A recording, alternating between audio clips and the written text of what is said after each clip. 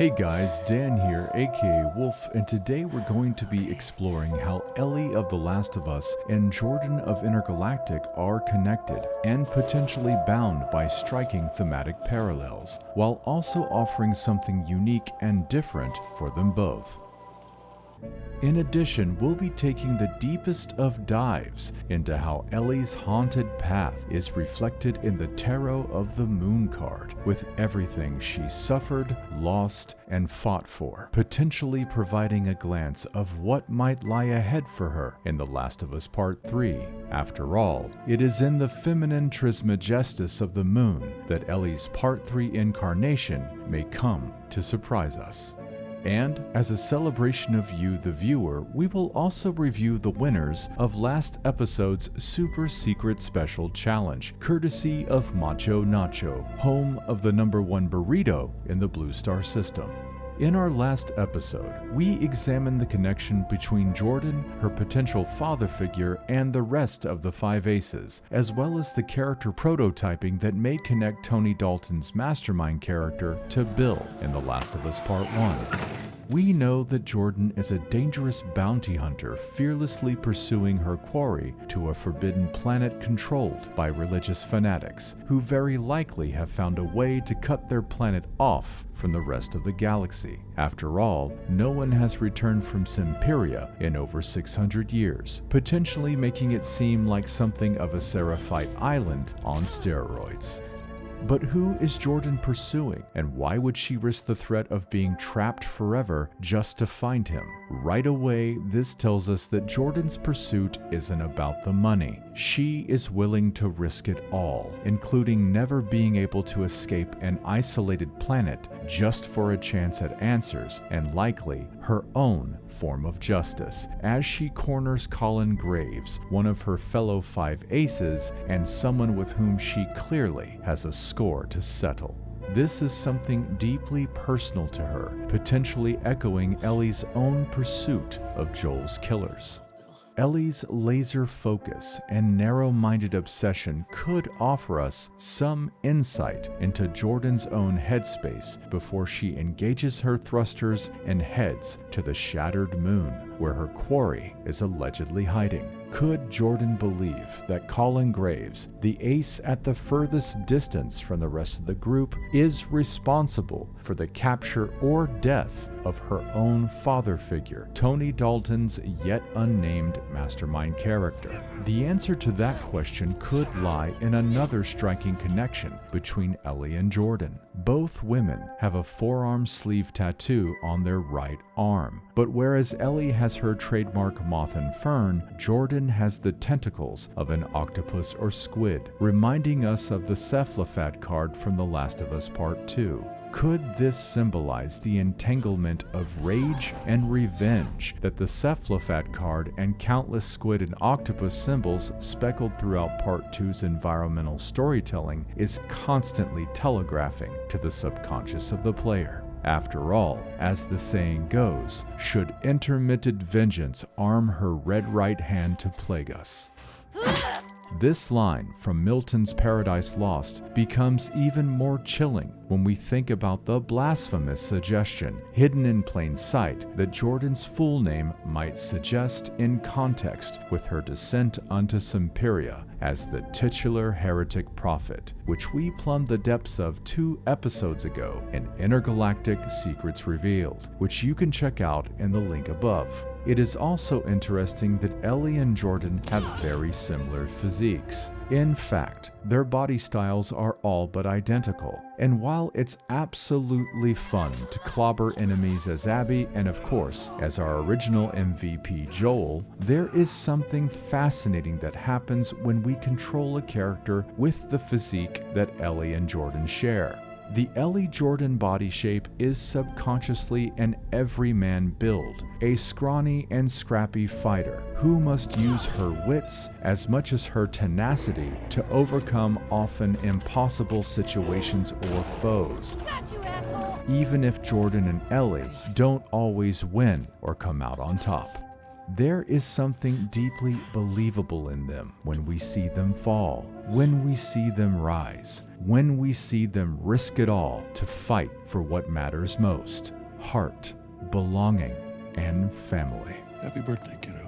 And while these women may share the wonderful echo of a few powerful similarities, as players and fans, we are bound to fall more in love with the ways in which these women and their stories will be different. And while much of Jordan's quest is unknown to us at present, and rightfully so, there is one chief difference that may be fascinating to briefly discuss. In fact, this chief difference between Ellie and Jordan may prove to be, quite strangely, yet another way in which these characters may be similar, at least from a meta and industry-changing perspective. In 2013, The Last of Us blew away players and the industry in countless ways that changed the face of video games forever. One of those ways was in the outstanding code that Naughty Dog wrote for Ellie as an in-game ally for the player character. Naughty Dog developed a sophisticated follow system that generated and evaluated positions near Joel.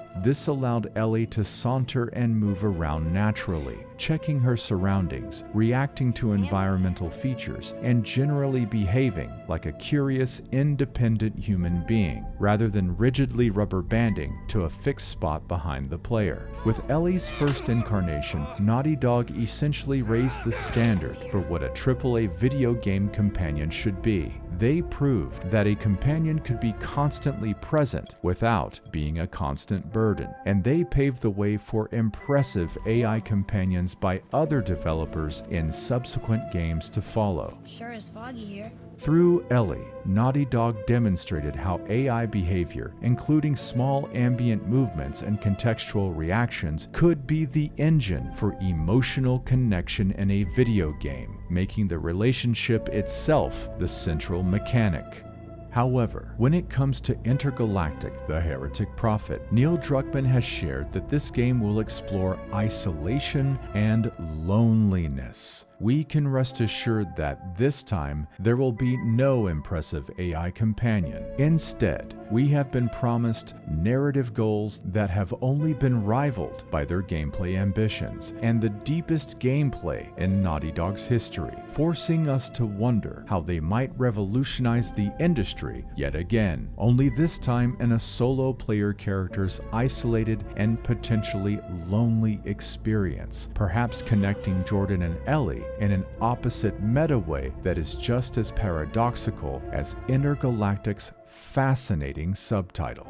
In just a moment, we will dive deeply into Ellie's connections to the Moon Tarot card, using this to scry what may lie ahead for her in The Last of Us Part 3. It may shock you to realize that you've likely always suspected this, somewhere deep in your bones. But that's what happens when the moon watches us all from its deep, bright dark. But first, let's explore and exalt those of you who took upon and completed my super secret special challenge, courtesy of Macho Nacho, home of the #1 burrito in the Blue Star system. And if Macho Nacho sounds familiar to you, that's because Macho Nacho is an in-universe fast food chain, and you likely spotted Jordan's leftover takeout in the reveal trailer, or you may have caught an eagle-eye glimpse of the logo on her to-go cup. Either that, or you know about the Macho Nacho restaurants created by Six Flags for the western areas of their theme park, which the game version may be an extension of and or make for a very bizarre promotional collaboration after the game's release. In our previous episode, The Hunt for the 5 Aces, I hid 5 ace playing cards throughout the video, one for each of the 5 aces, and challenged you to find them by leaving your unedited timestamps in the comments. The first was the Ace of Hearts, played by Ashley Scott, aka Maria Miller from The Last of Us Part 2 at the 45-second mark. The second was the Ace of Clubs, played by our other The Last of Us Part 2 alumni Stephen Chang, aka Jesse, at the 301 mark. The Bloody Ace of Spades, Tony Dalton's yet unnamed mastermind character, shows up at 1744 when I say the words Hidden Aces.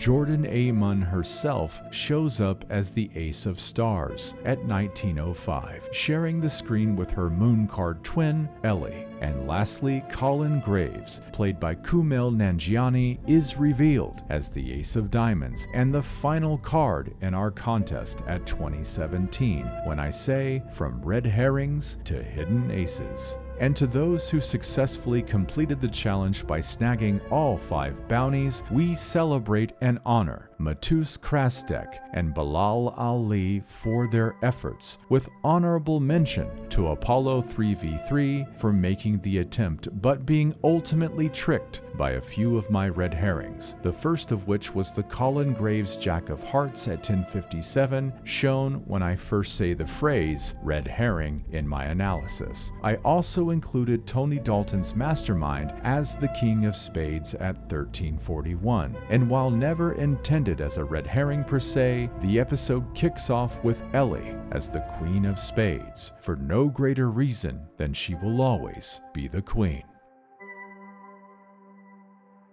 But to this contest, there can be only one true winner. And even though his first guess may have missed the mark, his second guess was still the first correct answer. And that honor goes to Tyler Duh Daddy, who will now receive his prize, courtesy of Macho Nacho, home of the #1 burrito in the Blue Star system.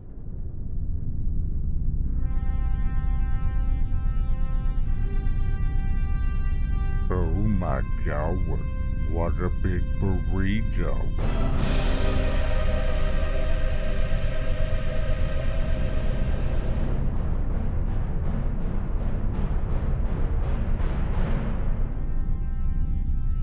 Eat the burrito, Tyler. Eat it all the way. And while you're here having such a great time on my relatively small channel, you can help me build something great by taking the long walk with me and joining the Wolf's Den. If it feels right to you, I invite you to explore the join button just below this video. Please know that your direct support helps a small creator like me keep making quality content just like this episode, with hopefully many more in the future to come. After all, helping others makes us stronger and happier together.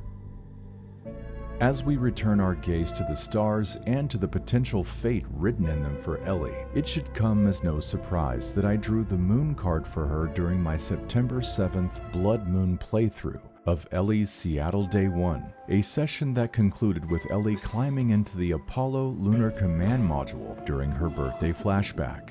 The moon is a powerful card that may have something to tell us about Ellie's journey, and not just about where she's been, but about where she may be headed in The Last of Us Part 3. The moon is an emotional card that can be associated with illusion, intuition, the subconscious, and our deeply rooted fears. Stupid fake animals. It can also represent cycles, either positive or negative ones, being trapped within them or transcending them, and finally breaking free. The animals on the moon card, the dog and the wolf, represent the duality of one's nature, the civilized self and the wild, instinctual self, if left unchecked and not reined in.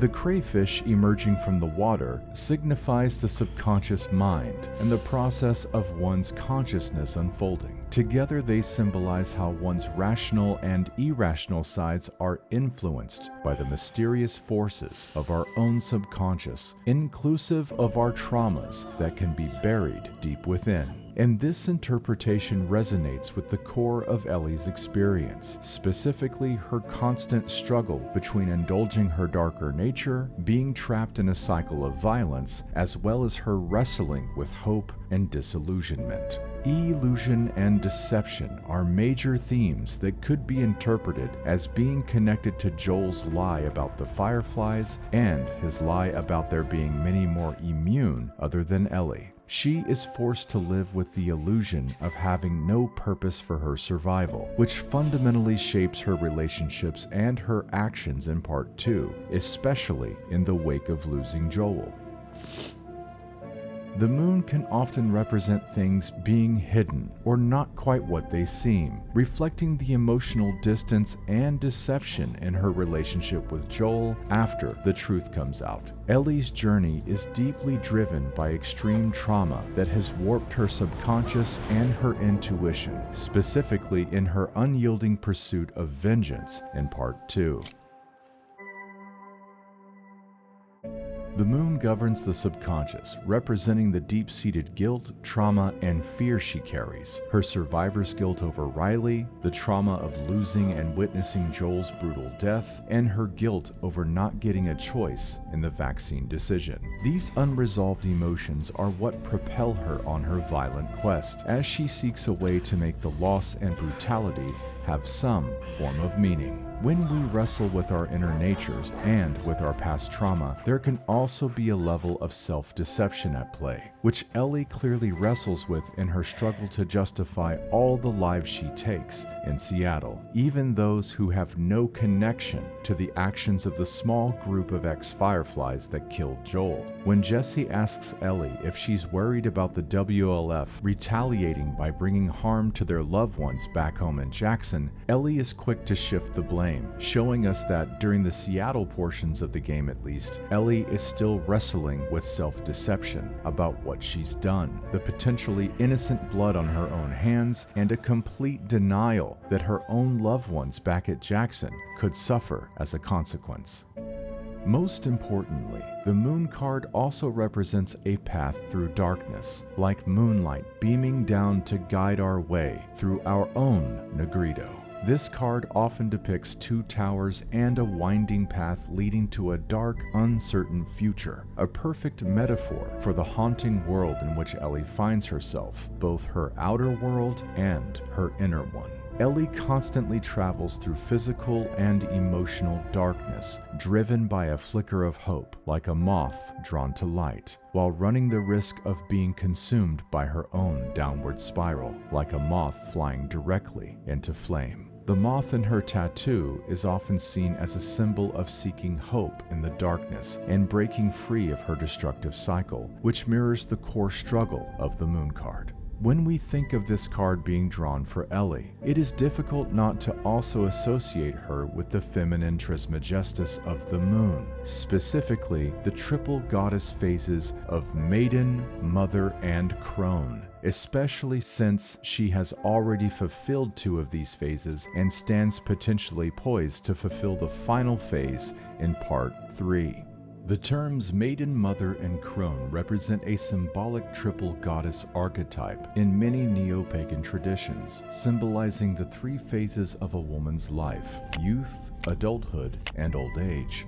The archetype is also linked to the three phases of the moon: waxing, full, and waning, and represents the cycle of birth, life, and death, as well as the different stages of a woman's life in terms of fertility. While this is rooted in a specific spiritual context, the archetype can also be seen as representing different aspects of the human psyche and the life journey for all genders. The maiden phase, which Ellie explores in Part 1, represents youth, innocence, and new beginnings. It is associated with the waxing moon and the initial phase of a woman's life before fertility. The mother phase, which Ellie explored in Part 2 while raising JJ with Dina on the farm, represents fertility, nurturing, and the peak of life. It is linked to the full moon and the stage of a woman's life when she is capable of giving birth.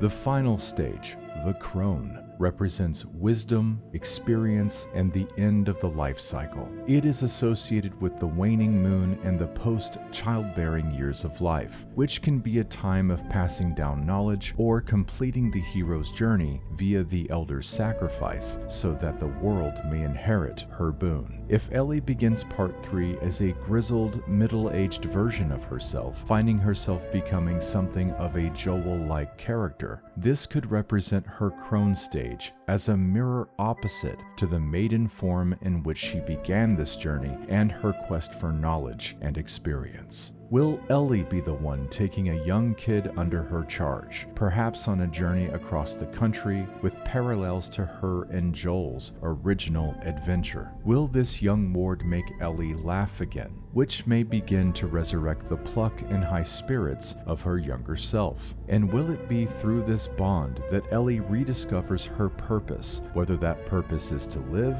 or to pass on her restorative boon to the rest of the world? One thing is for certain. As her story enters its waning crescent phase at the conclusion of Part 3 and transitions into the full darkness of the new moon, Ellie will have transcended all of her past experiences in a meaningful and soulful way, likely setting the stage for the stories of countless other characters to follow in her epic footsteps, whether they be other characters from her world or from Naughty Dog universes beyond. And when it comes to the moon's place in Jordan's own story, we must not forget that a moon lies at the visual heart of Symperia's initial presentation, like a border between worlds. This moon is unique in that it is partially broken, perhaps suggesting a slight identity break or rupture in Jordan's destiny, and perhaps even a downward spiral. And you must allow me one wink at the proverbial camera, since Naughty Dog recruited Trent Reznor to do part of the soundtrack.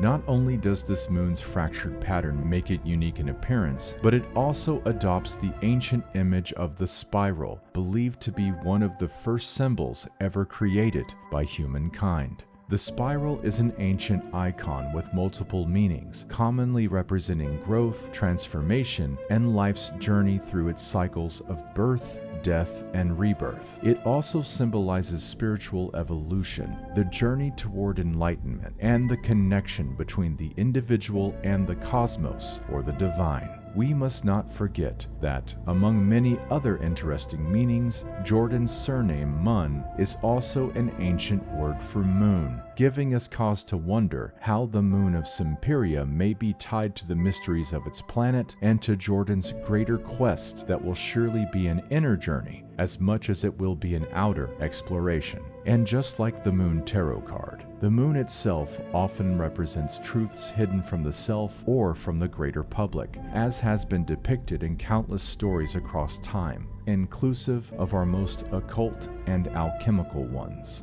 We also know that it is on Symperia's moon that Colin Graves is initially hiding like some kind of threshold guardian, perhaps unprepared for Jordan to call his bluff, showing us that it is through Symperia's moon that Jordan's true descent shall begin, kicking off a journey that will likely change her forever in ways that she never could have anticipated.